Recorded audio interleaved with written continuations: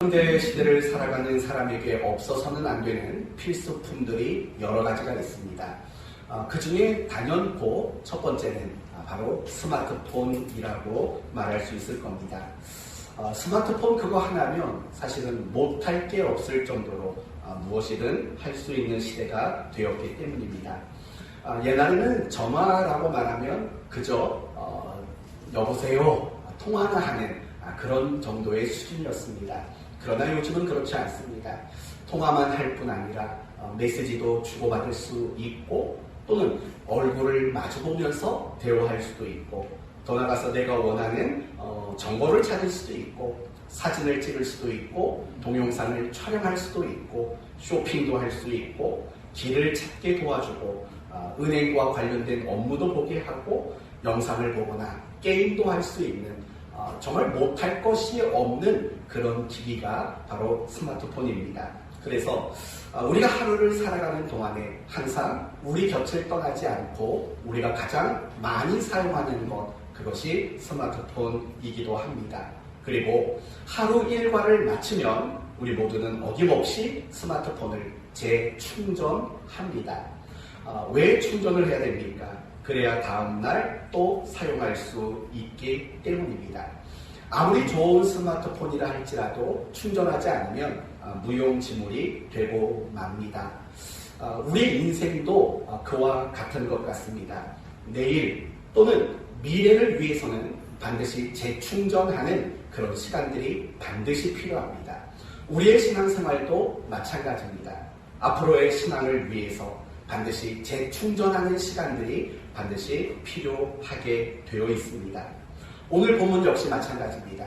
예수님께서 계속되는 사역을 위해서 재충전을 가지시는, 재충전의 시간을 갖고자 하시는 예수님의 모습을 소개합니다. 그러므로 오늘 말씀을 통해서 우리가 재충전하는, 영적으로 재충전하는 그런 시간들이 얼마나 중요한가를 확인하시고 또 그런 시간들을 확보하겠노라 다짐하는 그런 시간들이 되었으면 좋겠습니다.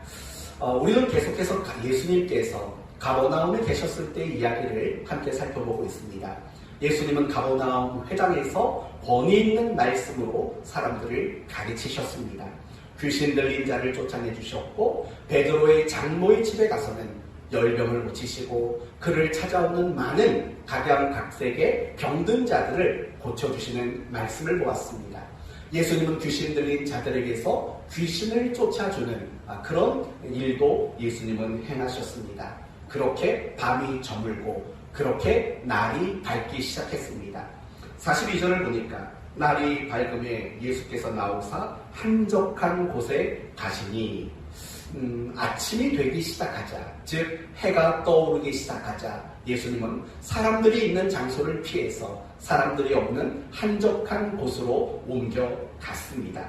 그런데 금방 무리들이 한적한 곳에 계시는 예수님에게 찾아 나온 겁니다. 그리고 뭐라고 부탁을 하냐면 이렇게 부탁을 합니다. 자기들에게서 떠나시지 못하게 만류하여, 즉 떠나지 마시고 저희와 함께 해주시기를 원합니다 라고 가버나움 사람들이 예수님에게 요청을 하고 있는 겁니다. 아마도 이런 마음이겠죠. 예수님 가지 마시고 저희들에게 더 많은 가르침을 주십시오. 가지 마시고 우리에게 더 많은 병든 자들을 고쳐 주십시오. 이렇게 요청을 한 겁니다. 여러분, 이 가버나움 사람들이 지금 예수님으로 하여금 가지 마십시오, 우리와만 함께 합시다 라고 제안하는 이 모습을 보며 어떤 생각이 듭니까? 자기밖에 모르는, 예수님을 독차지하려는 이기적인 사람들이라고 보여지십니까? 어떤 면에서는 여러분의 그 생각이 틀리지 않을 수도 있습니다. 그러나 우리는 이 가버나움 사람들의 모습을 통해서 한 가지 꼭 배워야 하는 것이 있습니다. 그것은 무엇이냐면 사모하는 마음이라는 겁니다.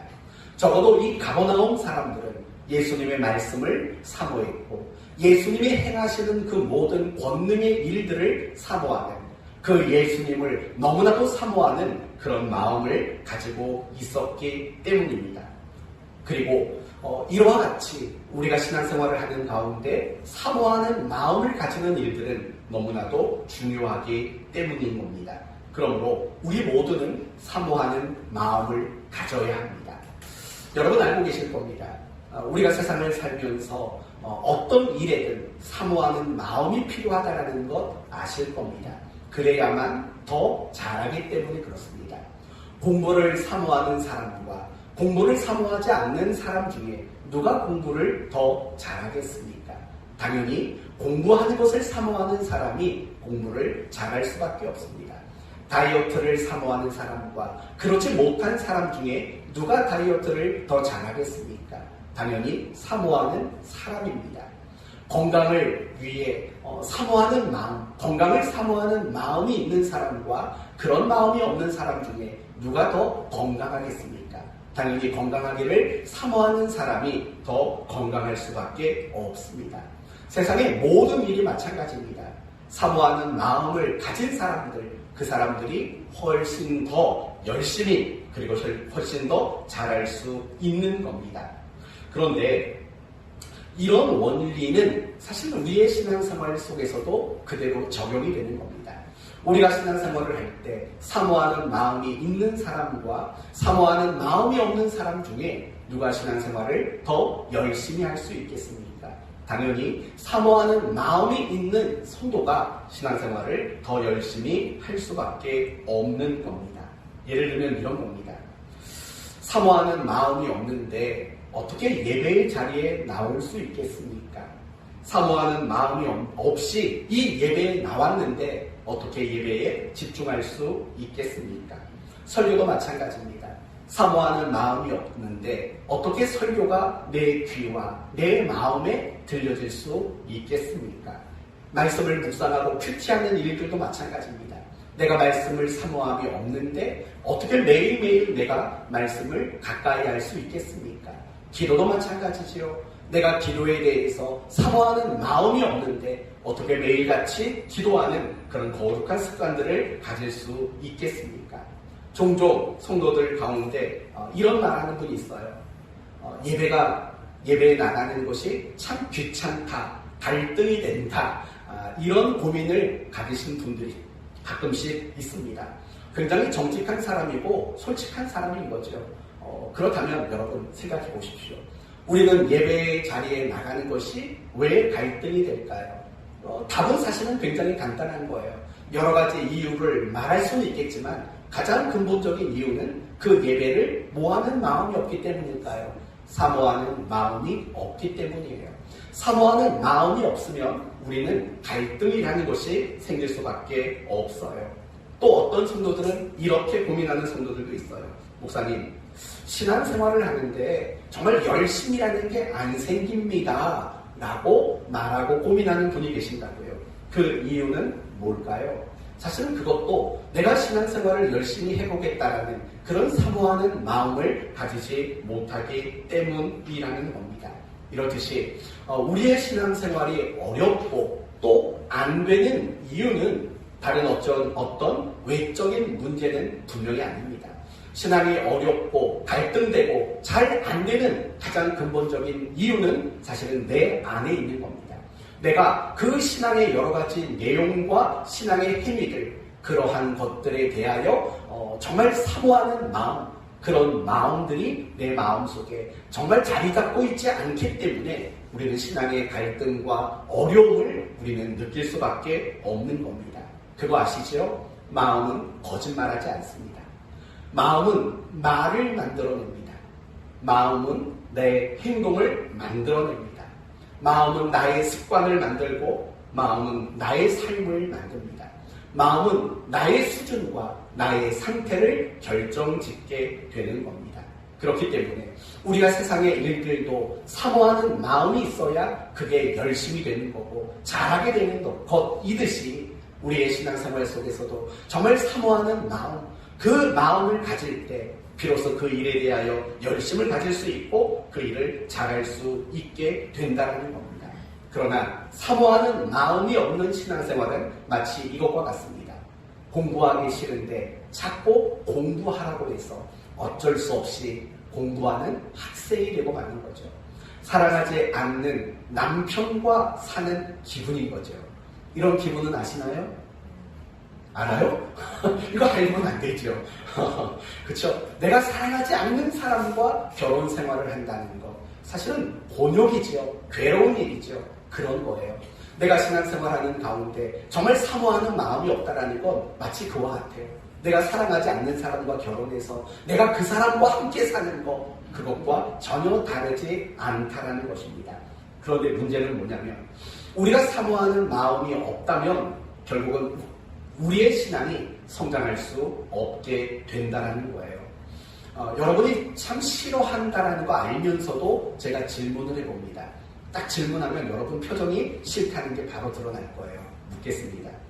여러분은 신앙생활 몇 년 하셨습니까? 이런 말을 되게 싫어하신다라고 제가 느끼고 있습니다. 신앙생활 몇 년 하셨습니까? 그리고 더 싫어하는 질문을 할게요. 신앙생활 한 만큼 성장했습니까? 이게 굉장히 성도들이 싫어하는 질문인 것 같아요. 대답은 뭐예요? 몇 년 했고 내가 그 신앙생활의 연수만큼 나는 신앙이 성장했다, 안 했다. 여러분의 대답은 무엇입니까? 만약에 성장하지 않으셨다면 이유가 뭐라고 생각하십니까? 교회에 안 갔습니까? 예배를 안 드렸습니까? 성경을 안 봤습니까? 기도를 안 했습니까? 아닙니다. 적어도 이 자리에 있는 여러분은 지난 날들을 뒤돌아보면 나름대로 할 만큼 했습니다. 예배도 드릴 만큼 드렸고 성경도 어떻게 됐든 간에 볼 만큼 봤고 기도도 할 만큼 했습니다. 그런데도 불구하고 우리가 신앙의 연수만큼 우리의 신앙이 성장하지 않는 이유는 과연 무엇일까? 분명히 예배도 드렸고 찬송도 불렀습니다. 성경 공부라는 것도 해봤고 이것도 저것도 꽤 많이 해봤습니다. 그런데도 불구하고 우리의 신앙이 그만큼 성장하지 못한 이유는 무엇일까? 그것도 역시 마음의 문제라는 거예요. 내가 분명히 하기는 했습니다. 그러나 내가 그 예배의 일을 하고 성경을 읽는 일을 하고 내가 기도하는 일을 했지만 사실은 그것을 하는 그 마음 속에 어떤 마음이 부족했기 때문일까요? 사모하는 마음이 부족한 거예요. 사모하는 마음이 없지는 않았을 거예요. 있으니까 성경을 펼쳤겠죠. 그러나 사모하는 마음이 부족했기 때문에 여러분의 신앙이 성장이 더딜 수밖에 없었던 겁니다. 반대의 경우로 이야기를 해봅시다. 종종 신앙의 연수는 굉장히 짧지만 굉장히 신앙이 성장한 사람들도 분명히 있습니다. 가장 대표적인 경우를 성경에서 찾으라면 사도행전 1장에서 8장까지 나오는 초대교회 성도들의 이야기 속에서 우리는 그들이 짧은 기간 굉장히 급성장한 사람들이라는 것을 우리는 확인할 수 있습니다. 그렇다면 사도행전 1장에서 8장까지 등장하는 예루살렘 교회 성도들의 모습은 어떻습니까? 목숨 걸고 복음을 전했습니다. 자신의 재산을 팔아서 어떻게 했죠? 가난한 자들에게 나누어 주는 일들을 했습니다. 그러자 사람들에게 칭찬과 존경을 받게 되었습니다. 이 모든 일들이 어느 상황에서 일어났냐면 환난과 박해가 있는 상황에서도 이런 일들이 유지되고 실천되었다는 겁니다. 예루살렘 교회 성도들은 굉장한 열심과 열정을 틀림없이 가지고 있었습니다. 굉장히 신앙이 성장한 거지요. 우리가 신앙생활을 몇 년쯤 하면 예루살렘 교회 성도들과 같이 될 수 있을까요? 목숨 걸고 복음을 전하는 일, 더 나아가서 내 재산을 팔아서 가난한 사람들에게 나누어 주는 일, 환난과 박해와 미움을 당해도 더 열정과 열심히 발휘할 수 있는 그 신앙의 수준으로 되어지려면 우리는 몇 년이나 신앙생활을 하면 좋을까요? 여러분, 재산이 얼마나 있으십니까? 여러분이 그 재산의 절반만 가난한 사람들에게 나누어 줄 수 있는 용기 있으십니까? 이거는 굳이 한 분씩 물어보지는 않을게요. 또 이후에 설교가 귀에 안 들어올 수도 있죠.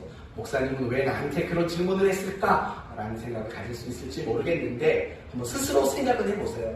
내 재산이 예를 들면 1억이 있다고 쳐봅시다. 제 얘기하는 겁니다. 저의 1억이나 있습니다. 보증금이 1억이거든요. 그 1억 중에 5천만 원을 가난한 사람들에게 나눠주라 라고 말한다면 과연 나는 선뜻 내놓을 수 있을까? 물론 하나님의 마음을 주시면 가능하겠지만 가급적이면 그런 마음을 안 주시기를 바라겠죠. 네, 아무튼 그게 결코 쉬운 일이 아니라는 거예요. 하지만 예루살렘 교회는 많이 달랐어요. 내가 가지고 있었던 밭을 팔아서 가난한 사람들을 위해서 기꺼이 내놨잖아요. 그게 쉬운 일은 분명히 아닐 거라고요. 그러니까 우리는 고민이 들 수밖에 없어요. 내가 신앙생활을 몇 년쯤 해야지 내가 그런 수준에 도달할 수 있을까? 이런 생각을 안 할 수가 없는 거죠. 그러면 한번 생각해 봅시다. 예루살렘 교회, 초대교회 성도들이 예수를 믿고 신앙생활을 한 것은 과연 몇 년이나 된 사람들이었을까? 이런 생각 혹시 해보신 적 있으십니까? 제 생각에는요, 대략 이렇습니다. 3년에서 길어야 10년을 넘지 않는 그들이 예수를 믿고 그리스도인으로 살아갔던 시간이 짧게는 3년이고 아무리 길게 봐줘야 10년 미만일 수밖에 없다라고 저는 여겨집니다. 제가 그렇게 연수를 고정해서 이야기하는 이유는 사도행전 9장에 나오는 다메섹 사건 때문에 그래요. 사도 바울이 다메섹에서 예수님을 만나고 새로운 사람으로 변화를 내잖아요. 그 다메섹의 사건이 여러 학자들의 의견을 보면 가장 짧게는 AD 33년에 바울이 다메섹에서 예수님을 만났다라고 말하는 사람이 있어요. 어떤 사람은 AD 35년, 어떤 사람은 AD 36년, 그리고 아무리 길게 잡아도 AD 39년을 넘어서 이야기를 하는 학자들은 없어요. 그러니까 바울이 다메섹에서 예수님을 만났을 때에는요, AD 33년에서 AD 39년경이라는 거예요. 그러니까 그 연수로 계산을 해본다면 초대교회 성도들이 예수를 믿고 그리스도인으로 살아가는 기간은 짧게는 3년이고 아무리 길게 봐줘야 10년 남짓이라고 밖에는 말할 수가 없다는 거예요. 사실은 굉장히 짧은 기간이죠. 적어도 이 자리에 있는 여러분은 다 10년이 넘은 사람들이에요. 그렇지 않습니까? 다 10년이 넘어요. 모태신앙이신 분들은 60년이 넘고 70년이 넘는 거예요. 굉장히 신앙생활을 오래 했다고요. 그러나 예루살렘 교회 성도들은 고작 3년에서 10년가량 신앙생활을 한 사람들인데도 불구하고 그들의 신앙은 엄청나게 성장하게 되었다는 거죠. 그렇다면 이 예루살렘 교회 성도들의 신앙이 그렇게 성장할 수밖에 없었던 밑거름은 무엇이라고 생각합니까? 바로 그것은 그들이 범사에 사모하는 마음을 품었기 때문이라는 거예요. 여러분, 사도행전 1장에서 8장까지의 말씀을 보시면 날마다라는 말이 굉장히 자주 반복된다는 것을 여러분은 보셨을 거예요. 날마다 말씀을 듣고, 날마다 모였고, 날마다 성도들의 교제를 나눴다라는 식으로 날마다라는 표현이 굉장히 자주 쓰이는 것을 보게 됩니다. 여러분, 날마다라는 말은 결국 무엇을 말할까요? 그것을 사모했다라는 거예요. 여러분이 정말 좋아하는 일, 여러분이 정말 사모하는 일은요, 날마다 하고 싶어요. 여러분, 제가 운동 유일하게 좋아하는 게 탁구입니다. 탁구. 이거는 제가 아내랑 약속을 했어요. 하나님 앞에서도 약속한 거고, 뭐냐, 일주일에 2번을 넘기지 않는다. 왜 그러냐면 일단 건강을 위해서라도 운동은 해야 되는 거고, 그리고 제가 제일 좋아하는 게 또 탁구잖아요. 제가 제일 잘할 수 있는 것도 탁구예요. 우리 성도들이 이렇게 등록을 하면 제가 한두 주 지나면 꼭 물어보는 게 있어요. 탁구 칠 줄 아세요? 우리 이은하 성도님도 탁구 칠 줄 아냐고 물어봤더니 조금 친다. 우리 오영희 집사님도 조금 친다. 그래서 굉장히 아쉬웠죠. 전 고수이기를 바랬어요. 그래서 저랑 또 한 번씩 만나서 탁구 치면 얼마나 좋을까. 제가 목회를 하면서 우리 교회 안에 탁구부를 하나 만드는 게 작은 소망 중 하나예요. 성도들과 함께 탁구 한번 하는 거. 그게 참 소망이라고요. 제가 탁구를 그만큼 좋아하는 거예요. 제가 탁구 자랑을 하려고 하는 게 아니라 설교 예화로 듣는 거예요. 우리 형준이도 탁구 좀 칠 줄 안다고 하는데 아무튼 예화예요. 솔직히 마음으로는요, 매일 가고 싶어요. 매일 가고 싶다고요. 주일날도 예배 끝나면 빨리 끝내놓고 가서 운동하고 싶어 해요. 마음이 들어요, 솔직히. 근데 하나님 앞에 약속은 했죠. 2번을 넘기지 않겠다고. 왜냐하면 2번 이상 탁구를 치니까요, 이게 성경을 보다가도 가끔씩 탁구 생각이 나요. 이게 안 되겠더라고요. 그래서 딱 2번으로 끊었어요. 딱 2번으로 끊고 뭐 특별히 우리 임 목사님이 주일날 설교 한번 해주시면 그런 주간에는 뭐 한 3번 요렇게 제가 마음의 다짐을 가지고 하고 있는 거예요. 제가 이 말을 드리는 이유는요, 사모하고 좋아하면 사실은 맨날 하고 싶은 거예요. 예루살렘 교회가 그랬다고요. 예루살렘 교회 성도들은 날마다 말씀을 들으며 날마다 모이며 날마다 기도하며 날마다 교제하며 이런 식으로 날마다가 그들의 삶에 덧붙여지고 있다는 거예요. 이 말은 결국에는 그들이 신앙생활하는 가운데 그들의 중심에는 뭐가 늘 있었냐면 사모하는 마음이 늘 있었다라는 거예요. 바로 그게 제일 중요한 거예요. 우리가 신앙생활을 오래 하지만 많은 것들을 경험했지만 그래도 우리의 신앙이 성장하지 못하는 이유는요, 내가 하고 있는 그 일 속에 사실은 사모하는 마음이 없기 때문인 거예요. 우리가 이 시간에 한 자리에 모여서 예배를 드려요. 하지만 모두가 다 똑같은 마음으로 예배를 드리는 건 아닐 거라고 생각이 들어요. 어떤 사람은 정말 많이 사모하는 마음으로 이 자리에 나와서 지금 예배를 드리는 분도 계실 거고요. 어떤 분들은요, 사모하는 마음이 그렇게 많지 않게 이 자리에 나와서 예배를 드리는 분들도 분명히 있을 거라고요. 그렇다면 어떤 분에게 이 예배가 더 유익을 주고 더 은혜를 끼칠까요? 이건 물어보나 마는 거죠. 사모하는 마음이 많은 성도가 사실은 이 예배 가운데 더 많은 은혜를 누릴 수 있게 되는 거죠. 그냥 마지못해서 나오거나, 물론 그런 경우에도 하나님이 특별히 간섭하셔서 은혜를 주실 때도 있어요. 그러나 보통의 경우에는 정말 사모하는 마음으로 내가 어떤 일에 임하게 될 때 사실은 하나님이 더 많은 은혜를 우리에게 베푸시는 거죠. 여러분, 사모하는 마음, 그 마음이 우리를 변화시키는 거예요. 사모하는 그 마음이 우리의 신앙을 성장시키는 굉장히 중요한 밑거름이라는 사실을 잊지 말아야 돼요. 왜 그런 줄 아세요? 사모하는 마음은 우리가 하는 그 신앙의 행위들이 있잖아요. 성경 보고 기도하고 예배드리고 봉사하고 하는 이런 신앙의 내용들을 무엇으로 만드는 근거가 되냐면 훈련으로 만드는 근거가 되는 거예요. 사모하는 마음이란 내가 지금 신앙생활에 어떤 일을 하든지 간에 그걸 훈련이 되도록 만들어요. 그렇기 때문에 여러분, 훈련이란 결국 우리에게 어떤 효과를 가져다 주냐면 나를 성장시키는, 내 실력을 끌어올리는 그런 효과를 사실은 우리에게 가져다 준다라는 거예요. 그러나 훈련이 아닌 것은 우리의 실력을 향상되는데 별로 큰 도움이 되지 못하는 거예요. 여러분, 지금 올림픽 중에 있지 않습니까? 장애인 올림픽 중에 있는데 여러분, 이 선수들은 훈련을 한다고요. 그 훈련은 쉽지 않아요. 그런데도 그들은 훈련을 해요. 왜 그럴까요? 좋은 성적이라는, 또는 메달을 사모하는 마음이 있는 거예요. 항상 사모하는 마음은 우리를 훈련케 만드는 거예요. 그렇기 때문에 우리가 신앙생활을 할 때 항상 내 마음속에 그런 사모하는 마음이 있는가를 점검하고 또 돌아보는 그런 일들이 필요한 거예요. 그리고 혹여나 내가 사모하는 마음이 부족하다면 항상 기도하셔야 돼요. 하나님, 제 신앙생활 속에는 정말 사모하는 마음을 가질 수 있도록 도와달라고 기도하는 그 일이 필요한 거예요. 여러분에게 한번 물어볼게요. 여러분은 신앙생활 속에서 사모하는 마음을 가지고 계십니까? 한번 점검해 보세요. 만약에 여러분이 사모하는 마음이 많다면요, 여러분은 굉장히 건강한 신앙이에요. 여러분의 신앙은요, 해를 거듭할수록 더 깊어지고 더 성장할 수밖에 없을 거예요. 그러나 반대로 혹여나 여러분 가운데 내가 사모하는 마음이 없다면 사실 여러분의 신앙이 성장하는 일은 그렇게 쉽지는 않을 거예요. 그저 성장이 된다고 해도 너무나도 더디게 이루어지는 그런 모습을 보게 될 거라는 거예요.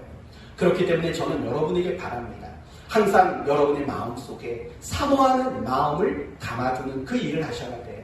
내가 예배를 나왔다면 이 예배에 나온 이 시간에 사모하는 마음을 채우셔야 돼요. 여러분이 예배 시간에 찬송 드리고 기도하고 말씀을 들을 때도요, 정말 사모하는 마음, 그 마음을 가지고 임하게 될 때 우리의 신앙의 성장이라는 것이 주어질 수 있다라는 거예요. 그런데 여러분, 우리가 사모하는 마음을 가지는 일들은요, 사실은 쉽지는 않을 거예요. 아니, 누가 사모하는 마음을 갖고 싶지 않아서 그런 마음이 안 생기겠냐고요. 그쵸? 사모하는 마음이 좀 생겼으면 좋겠는데, 간절한 마음이 생겼으면 좋겠는데, 이게 마음이 절로 되지 않는 거예요. 그렇다면 여러분에게 간단한 한 가지를 제안을 드릴게요. 사모하는 마음이 생기고 내 마음에 간절한 마음이 생기려면 도대체 무엇이 필요할까? 제가 고민한 끝에 답은 하나예요. 노력이에요, 노력. 내가 예배가 사모함이 없더라도 그 예배에 참석하려고 노력하셔야 돼요. 내가 성경을 읽을 때 사모하는 마음이 안 들어도 성경을 읽으려는 노력을 하셔야 돼요.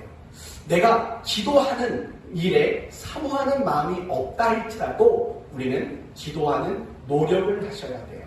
그 노력이 사실은 우리에게 사모하는 마음을 갖도록 만드는 굉장히 중요한 근거가 돼요. 용서하고 들으세요. 한 번만 더 탁구 얘기할게요. 탁구는 굉장히 어려운 운동이에요. 여러분 보기에 뭐 그까짓 거 조그만한 거 그게 무슨 어려운 운동이냐 싶겠지만 그렇지 않더라고요. 처음에는 쉬워요. 근데 어려워져요. 실력이 잘 늘지도 않아요. 그래서 보통 회원들이 탁구장에 등록하고 운동을 하다 보면은요, 석 달을 끝까지 참고 견디는 사람들이 많지를 않아요. 왜냐하면 탁구는 굉장히 이기적인 운동이에요. 어떤 측면에서 이기적인 운동이냐면요, 못 치는 사람과는 별로 안 치고 싶은 종목이 탁구예요. 배드민턴도 마찬가지일 거고 테니스도 마찬가지죠. 우리 문 집사님이 테니스 고수인데 아마 저랑 같이 치다 보면 바쁘다고만 할걸요. 재미가 굉장히 없으니까. 공을 넘겨줘야지 자기도 공을 치는 거잖아요. 재미가 없잖아요. 탁구도 똑같아요. 탁구를 잘 못 치는 사람과 운동을 하면은요, 재미가 없어요. 왜냐면 내 실력 발휘를 못하고 열심히 할 필요도 없거든요. 그런 측면에서 굉장히 이기적인 종목이 사실은 탁구라고요. 그런데 여러분, 아무튼 이 탁구 처음 배우시는 분들이 석 달을 넘기기가 어려워요. 왜냐하면 쳐주는 사람이 없으니까. 그러니까 재미가 없는 거예요. 그런데 이 탁구가 치고 싶은 마음이 들려면 방법은 하나밖에 없어요. 어찌됐든 간에 매일 탁구장 가가지고 훈련 연습하고 레슨 받고 노력하는 것. 그래서 실력을 향상시키는 것 말고는 이 매일 탁구장 가고 싶은 마음이 들 사모하는 마음을 갖는 다른 방법은 절대로 없어요. 절대로 없다고요. 마찬가지인 거예요. 내가 신앙생활에서 예배를 가고 싶은 사모하는 마음이 없어요. 그래도 가셔야 돼요. 가서 어떻게 됐든 간에 예배가 주는 은혜의 감격을 맛보셔야 돼요. 말씀도 마찬가지고 기도도 마찬가지인 거예요. 어찌 됐든 간에 내가 사모하는 마음이 없다고 해서 포기하지 말고 더 열심히 해야 돼요. 그러다 보면 예배나 말씀이나 기도나 찬송에 어떤 그 신앙적인 맛을 볼 수 있게 되는 거예요. 그러다 보면 그때부터 여러분의 마음 속에는 사모하는 마음, 간절한 마음들이 생겨날 수 있게 되는 거예요. 그게 중요한 거예요. 사모하는 마음이 생길 때까지 기다리지 말라는 얘기예요. 노력하라는 얘기예요. 그 마음이 없어도 힘쓸 수 있는 여러분이 되신다면 그런 여러분의 마음 속에는 사모하는 마음들이 조금씩 뿌리를 내릴 수 있게 된다는 거죠. 지금 많은 무리들이 예수님을 찾아와서 말했습니다. 떠나가지 마십시오. 저희와 계속 함께 합시다. 예수님에게 이야기를 했습니다. 그러자 예수님은 이렇게 대답하셨습니다.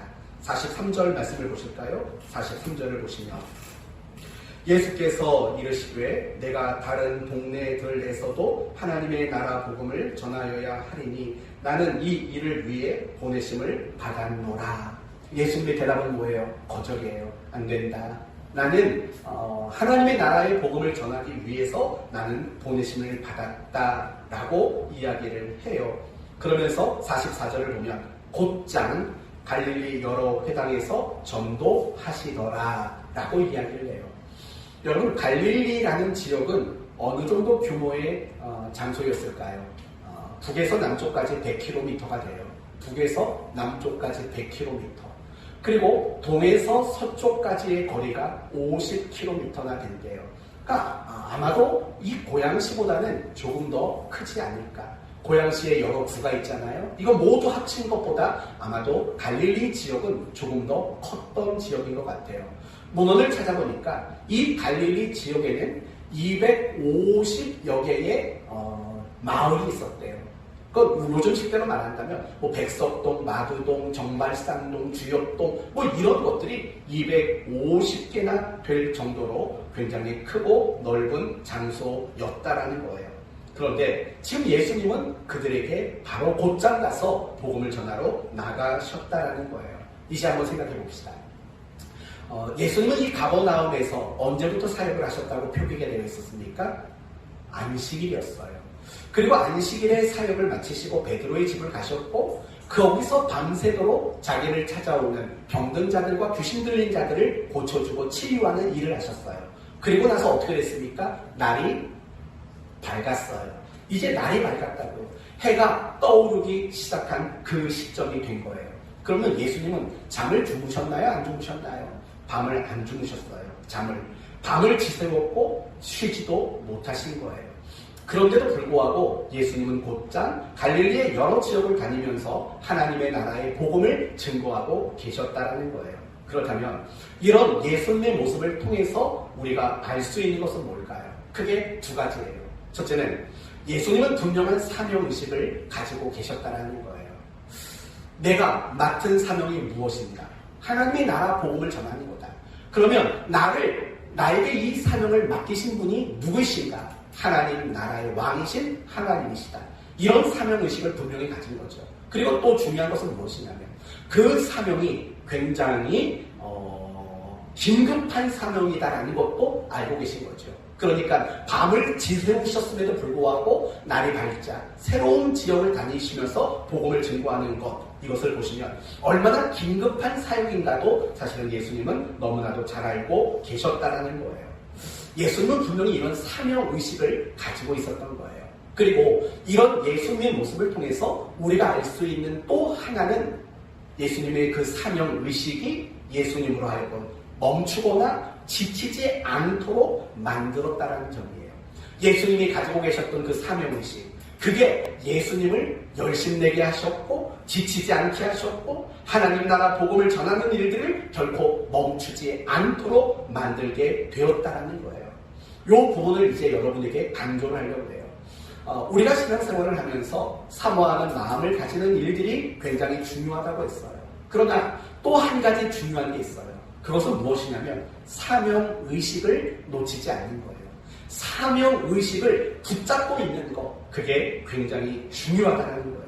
왜냐하면 우리가 사명의식을 가지고 있을 때 사실 우리는 지치지 않아요. 탈진하지 않을 수 있게 되고 내가 하고 있는 그 신앙의 일들을 멈추지 않을 수 있게 돼요. 그러나 반대로 말하면 어떤 얘기가 되냐면 내가 사명의식을 놓아버리면, 사명의식을 놓치게 되면 그때부터는 급격히 여러분이 지치게 되고 탈진하게 되고 또 그 일을 놓아버리게 되는 일들이 일어나게 된다는 거예요. 예수님께서는 밤을 지새우셨지만 그래도 복음을 전하는 그 발걸음이 멈추지 않을 수 있었던 이유, 그것이 바로 그분의 마음속에 굳게 붙잡고 있었던 무엇 때문이라고요? 사명의식 때문이라는 거예요. 이 부분을 엘리야 선지자와 사도 바울의 이야기로 한번 설명을 해보도록 합시다. 여러분, 엘리야 선지자가 누군지 아실 겁니다. 모든 선지자들을 대표하는 선지자가 바로 엘리야 선지자입니다.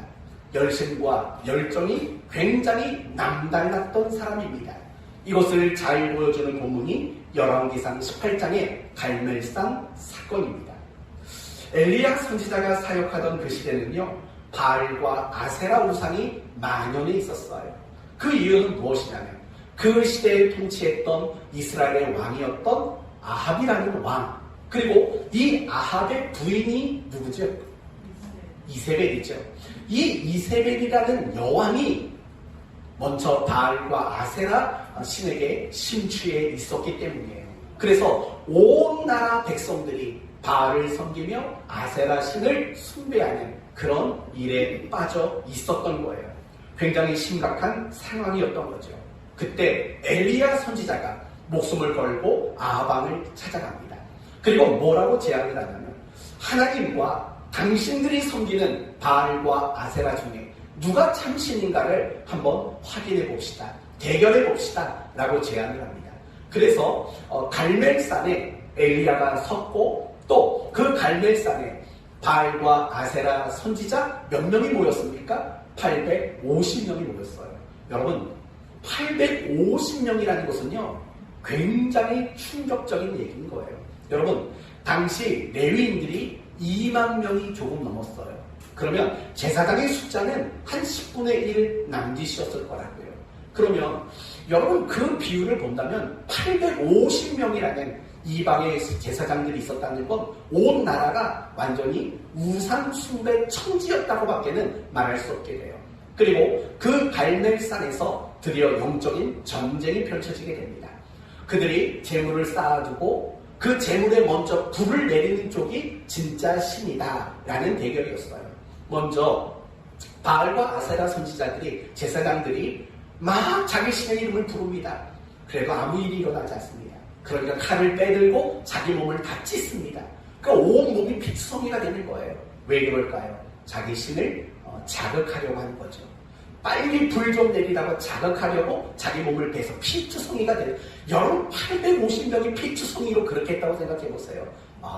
그런데도 아무 일이 일어나지 않아요. 그때 엘리야가 자기가 쌓아둔 그 재물 위에 물을 갖다 붓네요. 여러분 그걸 불살라야 될 판인데 물을 갖다 여러 통을 갖다 붓는 거예요. 그리고 이렇게 말하지요. 하나님이 참신이시라는 걸 보여주십시오. 그랬더니 대번에 하늘에서 불이 내려와서 그 재단을 불살라버린 거예요. 드디어 하나님이 참신이라는 것이 입증이 되었어요. 그러자 엘리야는 그 850명의 이방 선지자들을 모두 죽여버려요. 그리고 3년 6개월 동안 하늘문이 닫혀서 비가 내리지 않았는데 기도를 통해서 하늘에서 비가 내리도록 만들었어요. 얼마나 대단한 사람이에요. 얼마나 용기가 많은 사람이에요. 얼마나 열심과 열정이 대단한 사람인지 충분히 짐작할 수 있지요. 그런데 거기서부터 문제가 생기기 시작해요. 아합 왕이 화가 나기 시작한 거예요. 자기가 그렇게 존중해주던 선지자들을 다 죽였거든요. 그리고 자기를 꾸중했거든요. 그러자 이렇게 말을 해요. 저 엘리야 당장 죽여라. 그 말 한마디 듣는 순간 엘리야는 전혀 딴 사람이 되고 맙니다. 겁쟁이가 돼요. 겁쟁이. 그리고 왜 나만 이런 고생을 해야 돼? 라고 하나님께 원망하는 사람이 돼요. 그리고 심지어는 하나님께 이렇게 말하죠. 차라리 날 좀 죽이십시오. 라고 말을 해요. 이런 엘리야의 모습을 보면 굉장히 심각한 우울증 환자처럼 보여요. 너무나도 무기력한 사람으로 보여지고 있다는 거예요. 그러면 여기서 한번 생각해 봅시다. 엘리야는 왜 이렇게 무기력해졌을까요? 조금 전만 해도 왕을 찾아가서 책망을 했고 850명의 이방 선지자들 앞에서도 하나도 주눅들지 않았던 사람이잖아요. 그들을 다 죽였던 사람이잖아요. 그런데 왜 이렇게 무기력한 사람으로 전락하고 말았을까요? 너무 피곤했기 때문일까요? 과로했기 때문일까요? 아닙니다. 엘리야는 아합 왕의 그 자기를 죽이겠다라는 말을 듣고 어디로 가냐면 브엘세바의 광야로 찾아가요. 브엘세바의 광야. 거기서 어떻게 했는지 아세요? 성경의 표현을 보면 천사가 엘리야를 어루만졌다라고 말해요. 그 말은요, 우리 식대로 말하면 안마라는 거예요. 안마. 천사가 엘리야를 안마해줬다라고 말해요. 그리고 천사가 엘리야가 먹을 수 있는 떡과 물을 계속 공급해요. 그러면서 엘리야는 천사가 가져다주는 떡과 물을 마시고 먹고 자고 쉬고 이걸 반복한다고요. 그럼 여러분 피곤이 풀렸지 않겠어요? 천사가 안마해주는데. 저는 저희 딸이 안마해줘도 그렇게 개운하고 좋던데요. 천사가 안마를 해줬어요. 얼마나 개운하고 좋았겠냐고요. 그런데도 그 무기력함을 떨쳐버리지를 못했어요. 이유는 뭘까요? 하나님이 이 엘리야를 바꾸놓으시는 내용을 보면 그 이유가 명확히 등장해서 알 수 있게 돼요. 그렇게 무기력해졌던 엘리야에게 하나님은 세 가지 이야기를 해요. 첫 번째 이야기는 다메섹에 가서 하사엘을 왕으로 임명이라. 또 예후에게 찾아가서 이스라엘의 왕으로 기름 부어라. 그리고 또 하나는 엘리사를 너의 수계자로 세워라. 이 세 가지를 말씀을 하십니다. 그런데 놀랍게도요, 천사가 안마해줘도 회복되지 않았던 그가, 그리고 먹고 마시고 쉬고 잤음에도 불구하고 회복되지 않았던 그가 갑자기 갈멜산에 있었던 엘리야의 모습으로 갑자기 또 바뀌어요. 어떻게 나오냐면 아합왕을 다시 찾아가요. 자기를 죽이겠다고 했던 아합왕을 찾아가서 호통을 쳐요. 당신 그러면 안 돼 라고 호통을 치는 사람이 또 바뀌었다고요. 여러분, 도대체 뭐가 달라진 거예요? 아니, 엘리야가 이렇게 새로운 사람이 또 될 수 있었던 그 근거는 뭔지 아세요? 결국은 사명의식이에요. 사명. 하나님이 예후를 찾아가라, 하사엘을 찾아가라, 엘리사를 찾아가라. 결국 이것은 엘리야에게 무엇을 제시하는 사건이냐면 사명을 제시하는 사건이에요. 그 사명을 다시 받아든 엘리야는요, 완전히 새로운 사람으로 다시 바뀌게 된다는 거예요. 이게 중요한 거예요. 사명의식. 사명의식을 가지면 사람이 바뀌는 거예요. 사람이 바뀌어요. 여러분, 바울이라는 사람도 한번 생각해 보시겠어요? 바울은 다메섹에서 예수님을 만난 이후에 순교를 당할 때까지 변함없이 한결같이 충성했던 사람이에요.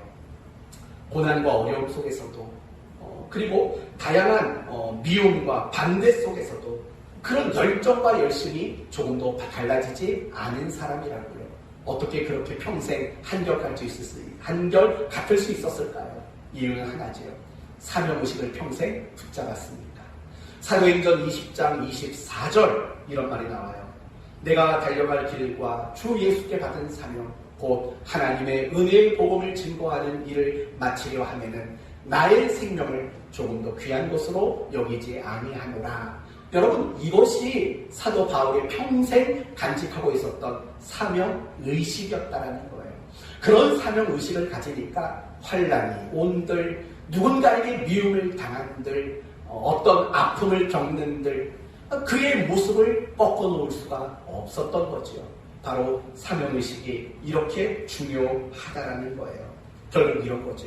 사명의식을 붙잡으면 한결같은 열정과 능력을 가질 수가 있어요. 그러나 반대로 우리가 사명의식을 놓치는 그 순간 우리는 한순간에 무기력한 사람이 될 수밖에 없다는 거예요. 중요한 게 뭔지 아세요? 내 자신이 스스로가 능력이 있는 게 아니라는 거예요.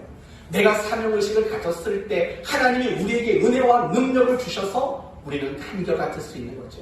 그러나 우리가 사명의식을 놓친다면 더 이상 우리는 그런 은혜를 공급받지 못하는 거죠.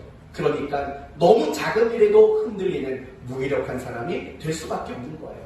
우리가 신앙생활에 실패하는 이유가 어디에 있을까? 결국은 사명의식이 없기 때문에 우리는 실패할 수밖에 없어요. 이스라엘 백성들이 하나님 백성으로서 실패했어요. 이유가 뭔지 아세요? 제사장 나라가 되어라 라는 그 사명의식을 이스라엘 백성들이 놓쳤기 때문이라는 거예요. 우리가 인생을 살다 보면은요, 무기력할 때가 있어요. 무기력증에 빠질 때가 있어요.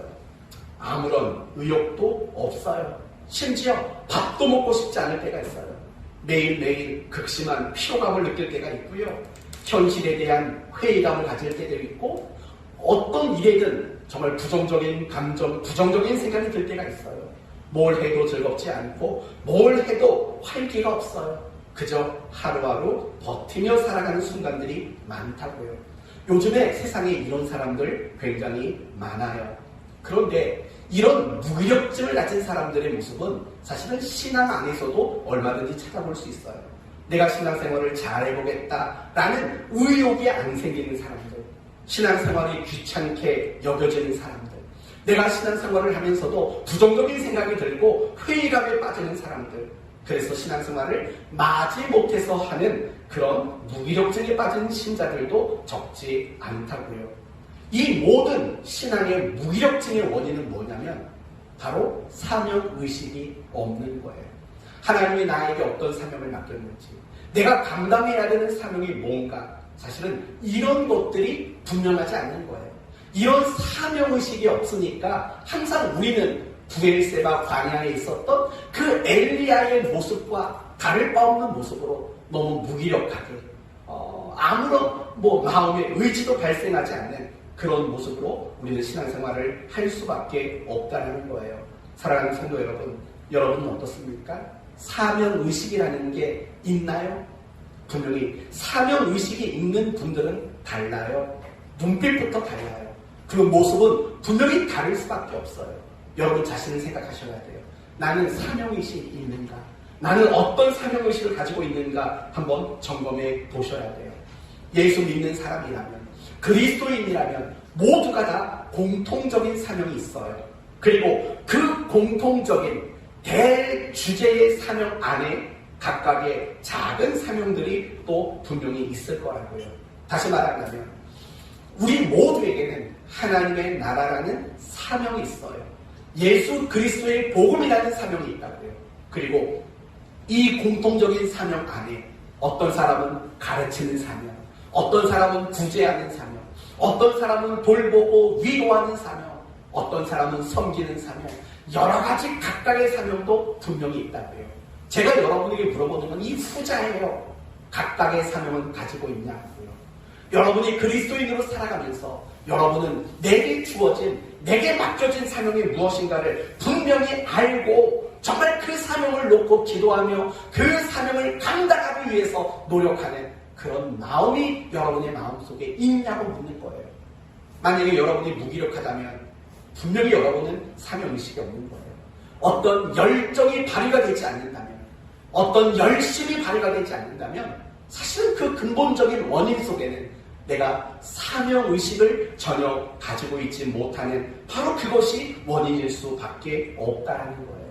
사명의식이 없으면요 지쳐요, 탈진해요, 무기력하게 돼요. 여러분, 이런 것들은요 목회자들이 굉장히 많이 느껴지는 거예요. 예를 들면 이런 거예요. 어떤 교회 큰 행사가 있어요. 또 수련회나 아니면 어떤 큰 행사가 있어요. 그런 행사가 끝나고 나면은요 목회자는 갑자기 지쳐요. 갑자기 탈진하고 무기력해진다고요. 왜 그런지 아세요? 내가 지금 해야 할 사명이 뭔가를 더 이상 놓쳤기 때문이에요. 이제 끝났다는 마음이 들기 때문에 그 순간이 가장 위험한 순간이에요. 그래서 저 같은 경우에도 교회 어떤 일을 계획하고 나면 그 일이 마치기 전에 다음에 해야 할 일이 뭔가를 항상 생각하려고 하는 그런 의식을 가지고 있다고요. 결국 요즘은 그거죠. 우리의 신앙생활이 무기력한 이유 다른 거 아니에요. 다른 게 아니라 여러분이 사명의식을 놓치기 때문에 결국에는 우리의 신앙이 무기력할 수밖에 없어요. 여러분이 신앙생활이 즐겁고 잘 될 때를 생각해보세요. 언제인 줄 아세요? 뭔가 사명의식이 있어요. 교회를 사랑하는 마음, 내가 교회를 위해서 뭔가를 해야겠다라는 마음, 이런 마음들이 있으면은요 우리는 절대로 무기력해지질 않아요. 그런데 그런 마음들이 사그라들고 흐려지게 되면 무기력해지고 지치고 탈진하게 된다고요. 저는 여러분 모두가 사명의식을 좀 붙잡았으면 좋겠어요. 사명을 붙잡았으면 좋겠어요. 그래야 지치지 않아요. 그래야 여러분은 무기력하지 않고 변함없는 충성과 열정을 가지고 담대하게 신앙생활을 할 수 있는 여러분이 될 줄로 믿습니다. 저는 지금까지 두 가지를 여러분에게 말했어요. 가버나움 성도들의 모습을, 사람들의 모습을 보면서 우리는 사모하는 마음이 얼마나 중요한가 그걸 배웠고, 예수님의 모습을 통해서는 우리가 사명을 붙잡는 일, 사명의식을 가지는 일, 그 일이 얼마나 중요한가를 생각해 봤어요. 그리고 우리의 지난 날들을 생각해 보면요 우리에게도 사모하는 마음이 분명히 있었어요. 그쵸? 여러분 지금까지 신앙생활 하면서 사모하는 마음 안 가져보신 분이 없었을 거라고요. 뿐만 아니라 사명의식도 여러분 모두는 분명히 가지고 있었어요. 없었던 게 아니에요. 그런데 지금은 어떤가요? 지금은 사모하는 마음이 별로 없고 사명의식도 별로 없어요. 많이 식어져 버렸다고요. 왜 이렇게 되었을까요? 이게 오늘 설교의 결론이고 이게 오늘 설교의 가장 중요한 핵심이에요. 내가 예전에는 사모하는 마음이 많았는데, 내가 예전에는 어떤 사명감이 많았는데 내가 왜 그게 다 식어졌을까? 오늘 본문은 이렇게 말해요. 여러분의 삶에 한적한 곳이 없었기 때문이라고요. 42절 말씀을 보시면 날이 밝음에 예수께서 나오사 한적한 곳에 가시니 라고 말씀하고 있어요. 밤을 지새우신 예수님이 한적한 곳에 가셨대요. 왜 한적한 곳에 가셨을까요? 피곤해서 쉬시려고? 아니지요. 만약에 정말 쉴 장소가 필요했다면 44절처럼 갈릴리 여러 지역을 다니며 전도하시는 일은 하지 않았겠지요. 방을 하나 구했겠지요. 숙소를 찾았겠지요. 그러나 예수님은 갈릴리의 여러 지역을 다니면서 전도하는 일을 하신 것을 보면 예수님이 한적한 곳을 찾으신 이유는 결코 쉬기 위함이 아니었다는 것을 알 수 있는 거죠. 왜 한적한 곳을 찾으셨을까요? 하나님과 독대하기 위함인 거죠. 그 하나님에게 기도하는 시간을 가지려고 하기 위함인 거죠. 오늘 말씀대로 말한다면 영적인 재충전의 시간을 확보하기 위해서 예수님은 한적한 곳에 가신 거죠.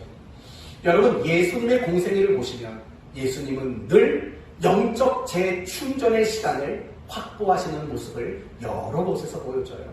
저녁에 나가서 기도하셨고, 새벽에 나가서 기도하셨고, 때로는 밤을 새도록 기도하셨던 이 예수님의 모습, 그걸 단지 기도하셨다라는 말로만 표현하지 마시고 그분이 새로운 날, 새로운 곳에서의 사역을 위해 영적으로 재충전하기 위한 시간을 확보하시는 모습으로 우리는 이해할 수 있어야 하는 거예요. 사랑하는 성도 여러분, 바로 그거예요. 아이, 목사님, 예수님 하나님의 아들이잖아요. 그렇게서 능력이 있는 분이시죠. 그러니까 잘 감당한 거죠. 그렇게만 말하지 마세요. 예수님은 하나님의 아들이 맞아요. 그러나 중요한 것은 그럼에도 불구하고 예수님은 영적으로 재충전하는 시간을 하루도 놓치지 않으셨다라는 사실을 잊지 마셔야 해요. 공생애를 시작하기 전에 광야에서 40년이라는 40년이 아니죠. 40일이라는 충전의 시간을 가지셨다고요. 그리고 사역하는 그 매일매일의 순간 속에서 영적으로 재충전하는 그런 시간들을 가지셨어요. 그게 예수님으로 하여금 하나님의 아들로서의 그 사명을 감당하도록 만드는 가장 중요한 힘의 원천이었다는 거예요. 사랑하는 성도 여러분, 하나님의 아들이신 그분이 매일매일을 영적 재충전의 시간을 확보하셨다면 우리야말로 매 순간에 이런 영적인 재충전의 시간을 확보하는 일이 얼마나 더 필요하겠습니까? 육체적으로도 충전의 시간이 필요해요. 자야 돼요. 쉬셔야 돼요. 그러나 여러분의 육체만 재충전의 시간이 필요한 게 아니에요. 여러분의 핸드폰만 재충전의 시간이 필요한 게 아니라고요. 여러분이 매일같이 육체를 위해서 쉼이라는 충전의 시간을 갖고 여러분이 핸드폰을 내일 또 쓰려고 충전하는 시간을 갖듯이 내일 또 그리스도인으로 감당하기 위해서 오늘 하루 영적으로 재충전할 수 있는 시간들을 확보할 수 있어야만 한다는 겁니다. 그걸 하지 않으면 사모하고 있는 이 마음이 식어져 버려요. 그 영적인 재충전의 시간을 갖지 않으면 사명감이 또 흐려질 수밖에 없다라는 거예요. 영적인 재충전의 시간이 없으면 여러분의 신앙에 큰 타격을 입게 돼요. 승리하는 신앙을 갖지 못하게 돼요. 여러분, 전쟁 전문가들은 이렇게 말해요. 전쟁에서 승리하기 위해서 가장 필요한 군인은 바로 지상병이다 라고 말해요. 보병들을 말하는 거예요. 그러면서 이런 말을 말해요. 그 보병들이 가장 중요하지만 보병들이 그 보병의 역할을 완수하기 위해서는 공중 사격이 필요하다. 그러니까 비행기를 말하는 거예요. 이 비행기가 엄호해주고 비행기가 공중에서 지원해주는 사역이 없으면 지상군이 아무리 뛰어나도 전쟁에서 이길 수 없다. 이렇게 얘기를 해요. 우리 문 집사님 맞는 말인가요? 우리 소령이셨거든요. 소령. 여러분, 마찬가지인 거예요. 우리가 영적인 전쟁에서 승리하기를 원하신다면 우리에게 가장 필요한 것은 공중군의 지원을 받는 거예요. 하늘의 지원을 받는 거예요. 그게 무엇일까요? 결국에는 영적인 재충전의 시간이 우리로 하여금 이 땅에서 승리하도록 만드는 하늘의 지원군이라는 거예요. 이러한 것들이 우리에게 필요해요. 이제 간단하게 여러분에게 묻고 마칠게요. 여러분에게는 영적인 재충전의 시간이 매일매일 있으십니까? 여러분의 영혼을 돌아보는 시간, 여러분의 영혼을 치유하는 시간, 여러분의 영적인 것을 다시금 무장하는 시간, 이런 시간들이 여러분에게 매일매일 있는지 돌아보십시오. 혹시 이렇게 말씀하시겠습니까? 목사님, 너무 바빠요. 너무 분주해요. 이렇게 말씀하실 분이 계십니까? 그러면 여러분 모두 한번 제 말을 따라해 보세요. 오랜만에 한번 해봅시다. 바쁜 그리스도인은 나쁜 그리스도인. 네, 반대로 하셔도 괜찮아요. 나쁜 그리스도인은 바쁜 그리스도인. 반대로 해도 괜찮아요. 내 영적인 재충전 시간 없이 살아가시겠다고요? 너무 그렇게 해서 바쁘시다고요? 아니요. 바쁜 것을 중단하십시오. 그리고 여러분의 영혼을 재충전하는 시간들을 반드시 가지셔야 돼요. 안 하실 거예요? 그러면 오늘부터 핸드폰 충전도 하지 마세요. 아니, 핸드폰 내일 쓰려고 충전하는 지혜가 있으신 분이 내일 영적으로 이기기 위해서 오늘 영적으로 내 자신을 재충전하는 시간을 갖는 일을 안 한다는 것은 참 어리석고 미련한 일 아니겠습니까? 한적한 곳을 만드셔야 돼요. 여러분 어제 토요일 한적한 곳에 좀 가보셨어요? 이거 외출했냐고 물어보는 게 아니라는 거 아시죠? 영적 재충전을 위한 시간, 한적한 곳 어제 가셨어요? 오늘 가셔야 돼요. 내일도 한적한 곳에 가셔야 돼요. 그 한적한 곳이 아니고는 사모하는 마음과 그 사명감을 붙들고 지킬 수 있는 다른 방법이 없어요. 하나님을 독대하셔야 돼요. 그 하나님께 나가서 정말 집중해서 전심으로 하나님께 기도하는 시간들을 확보하셔야 돼요. 그것이 그리스도인에게 가장 중요한 생명력이에요. 오늘날 그리스도인들이 무기력해지고 오늘날 그리스도인들이 예전만 못한 이유가 뭔지 아십니까? 이걸 잃어버린 거예요. 영적으로 재충전하는 시간, 한적한 곳에 나가는 그 일이 사라져버리고 말았기 때문이에요. 저는 여러분에게 한적한 곳이 매일 있었으면 좋겠어요. 여러분의 영혼을 재충전하는 그 시간을 핸드폰 충전하는 시간보다 길게 가졌으면 좋겠어요. 그래야만 그리스도인답게 살아갈 수 있는 거예요. 말씀을 마치겠습니다. 우리가 신앙생활을 하면서 사모하는 마음을 가지고 사명감을 가지는 일은 너무나도 중요해요. 그것이 우리의 신앙을 성장시키는 것이며 우리를 항상 변함없이 열정적인 사람이 되도록 만드는 원천이기 때문에 그래요. 그러나 아무리 사모하는 마음과 사명감이 지금 있을지라도 매일매일 한적한 곳을 가지 않으면, 매일매일 영적인 재충전의 시간이 확보되지 않으면 금방 사라질 수밖에 없는 그런 것들인 거예요. 그러므로 저와 여러분 모두가 이 한 주간을 살면서 한적한 곳에 가겠습니다.